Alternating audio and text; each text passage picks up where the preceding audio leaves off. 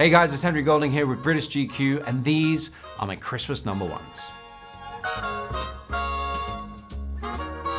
What are my thoughts on turkey? I would rate it a 2 out of 5. I'm not a big turkey fan just for the sheer reason that it can easily be overcooked and dry. So I tend to go with my family either a big old lamb roast or just more pigs and blankets, to be honest. Love them.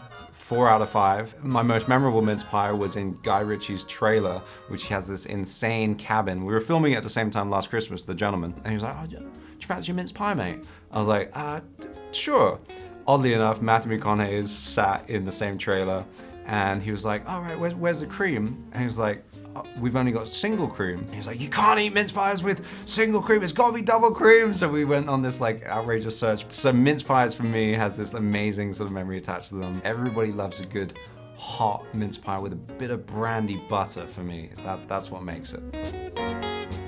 I prefer mulled wine to eggnog, 100%. 1, you can't get salmonella from mulled wine. 2, you can knock back a few and still be standing and kind of not be full. So I'd give it a 3.5.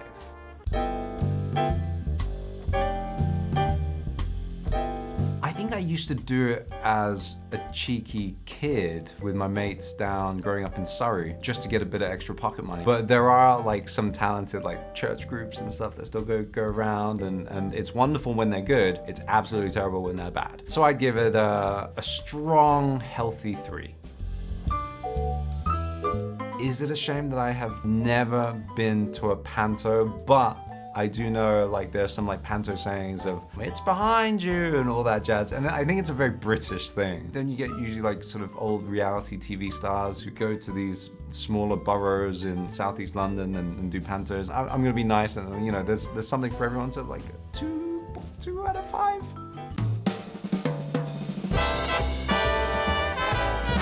So out of Mariah Carey and Slade, 100% Slade. That is one of the greatest Christmas songs that never left the UK. Me and Amelia would be referencing this in LA, in like one of the studios and stuff, and people around us would be like, "Slade?"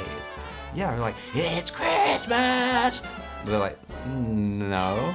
And actually, funnily enough, Amelia covered Slade. So there is a rendition of that song that Amelia has sung out there in the universe, but it sadly didn't make it to a movie, or at least I don't think it did.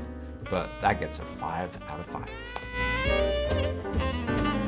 It has to be the classic, especially that song. That has a lot of memories attached to it, like sort of growing up and singing those. And that's the wonderful thing about Christmas songs, is once you hit a Christmas song, you are pretty much relevant for the rest of your life and living off those royalties, which I hope Mariah Carey is getting bundles and bundles of.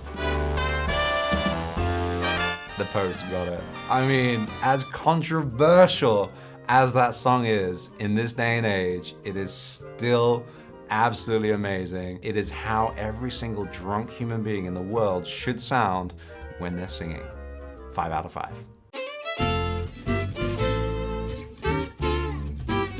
Home Alone, Christmas classic. The amazingness of Macaulay Culkin. Some people are kind of like, is 2 better than 1?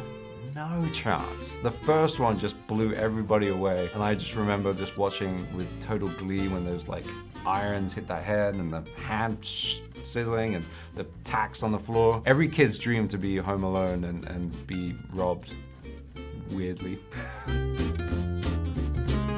Die Hard, ladies and gentlemen, is officially a Christmas movie. It has to be. There's a bit of controversy. Everybody's sort of like, is it a Christmas movie though? It's not your traditional Christmas movie, yes, but it is essentially probably one of the most amazing, life-changing experience watching Hans, whatever his name is, fly off Nakatomi Plaza and joyfully sort of spat on by Bruce Willis, essentially. So for me, Die Hard is one of the best Christmas movies. Will Ferrell as Elf, amazing. You know, okay, here's a controversial thing. I love the first 2 acts of Elf. The 3rd act gets into sort of the realm of like, all right, they've built this story up and they've got to end it somehow. I just don't feel as though the ending of that film does the justice of the first 2 acts.